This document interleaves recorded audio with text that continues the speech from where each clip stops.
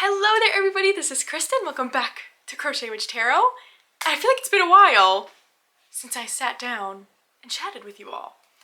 I did not get to do, I did not get to do one of these videos last weekend. We were away on a trip that my family does every single year for the long weekend in October. And it was really nice.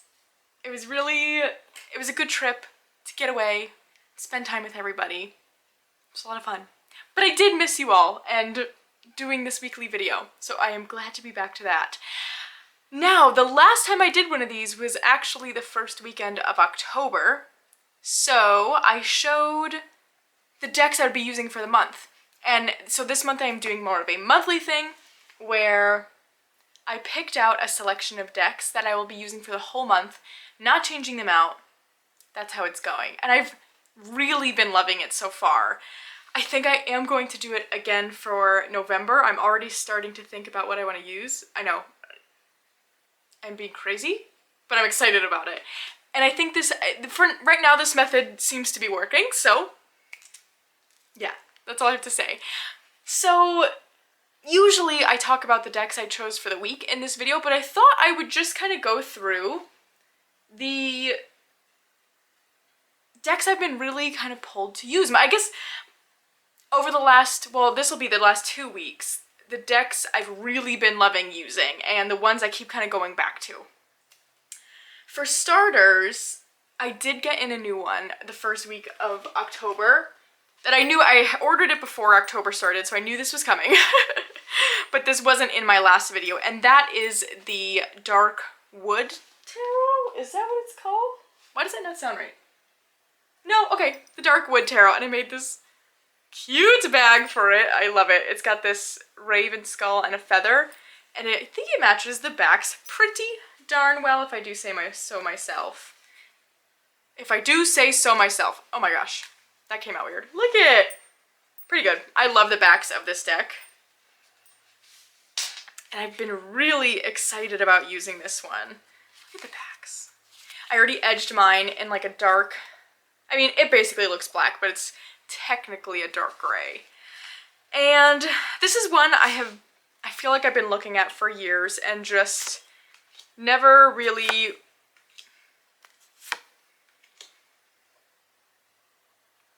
felt pulled to try it out. But with spooky season coming around, I saw it on my feed a lot more and I was like, oh my gosh, that deck looks so cool, so fun. I really want to try it. So I found a used copy and I am so glad I did. I did do a whole walkthrough on this deck that you can check out if you've not seen it before, but it's very like Disney villain almost. That's what it makes me think of. Dark Disney. And I love it. I love this artist's artwork style. She's the same one who did another favorite, the Nightmare Before Christmas Tarot. But beyond that, the guidebook for this deck is really good as well. I love the Llewellyn deck and book sets. I'm always really impressed by them. I love the way the Llewellyn decks smell. I don't know, something about it. And they shuffle so nice. I've been really loving using this one. And I have a feeling it'll be sticking around in November as well. But that is the Dark Wood Tarot. So, since I already mentioned it, let's just go right into the other one I've been really excited about using, and that is the Nightmare Before Christmas Tarot. Art by the same person, Abigail Lawson? I think I said that right? I love this deck. It's one of the Inside Edition ones, so it's got like those pip miners, but I just think it's fantastic. Of all the ones I've seen, at least, this is the only one I've ever had. I guess I mixed it all around. Okay. Oh my goodness. This is the only Inside Editions deck I have personally had, but I do think this one is done pretty well compared to the other ones. It is still pips, but I've gotten to a place with my reading where I actually have been enjoying pip decks recently and finding myself leaning towards them a bit more. But I love this movie. And so I really think that's what it's about for me. It just makes me so happy. And we actually, Paul and I watched this movie the first weekend of October, and just sitting with this deck while we were watching it, it was so much fun. I edged it in purple. So yeah, I love this one. What else have I been using quite a bit? Hi, Stevie. She heard the camera was on, I think. Always wants the attention. Let me think. Oh, well, I've been using the Halloween Tarot a bunch. Love this one. I'm so impressed. Especially now that it's got the matte cardstock. Hi.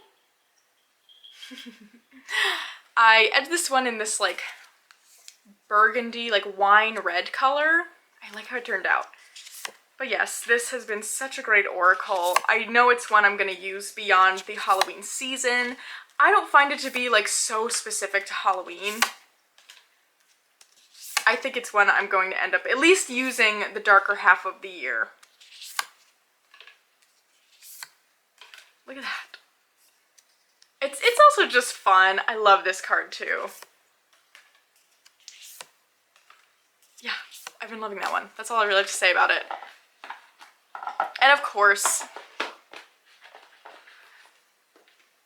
Seasons of the Witch Samhain has been such a great one. Also a deck that I use really year-round. I think it's just so well done. It's a really like shadowy kind of deck, but it's such a favorite of mine. And it feels extra special, you know, when you're using it in its season it's named after, you know? I've got the Yule as well, which I also really love. I'm excited that the next one they're doing is Mabon, however you say it.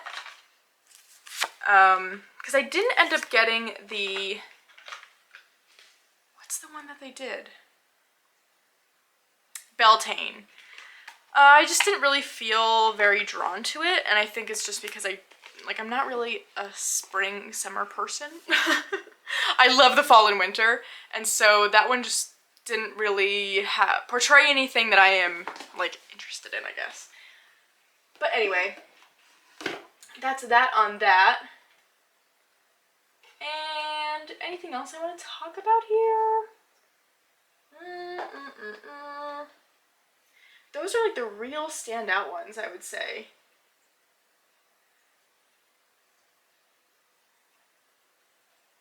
Yeah, I feel like that's all I really have to talk about deck-wise. I've been, you know, using the other ones in there as well, but those are the ones that are, like, really have stood out to me and I've been gravitating to over the past 2 weeks. So I'll be interested to see if that changes at all as we go along with the month. But the last update I have for you all is that let's get it back together here. Cottage Witch Oracle is officially up for pre-order. So I will put a link below. There's always a link to my Etsy shop in the description. That's where you can find the pre-order. I'm doing it through Etsy and I'm really excited about it. So this is the optional bag I have created. So you can just buy the deck and not the bag, but if you would like, there's an add-on for the bag. But I'm really excited about how this turned out and how everything's going so far. And I just can't thank you all enough for your support. This is not something I really ever thought I would do or could do, honestly. I'm entirely surprising myself in this process as well. But I'm proud of myself for finishing it. And I'm hard at work on some bags. Trying to get an early start on those. And I am nearly done with the guidebook as well, so it really is all coming together.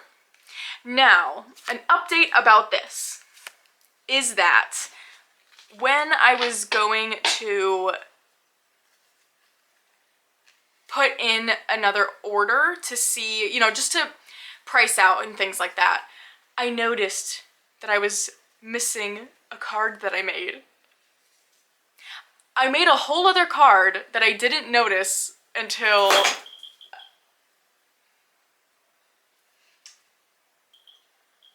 Stevie spooked herself.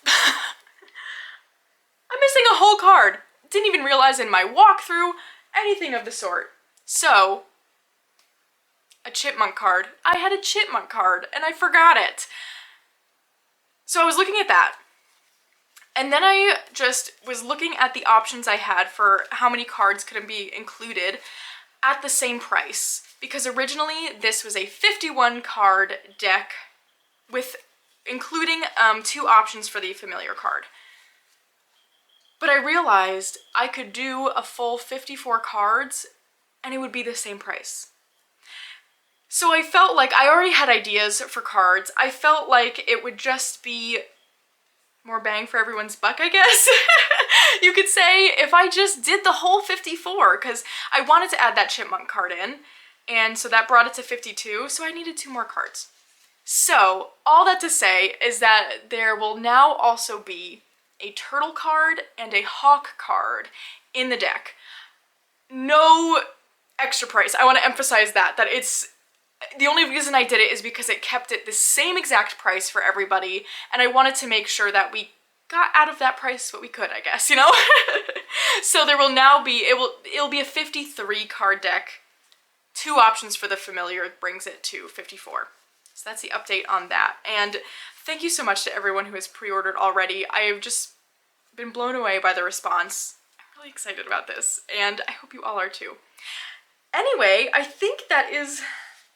It was a bit short of an update today. Oh, the other deck I got new. Hold on. One more deck to show is the White Hair Wisdom Oracle cards. I got the pocket version.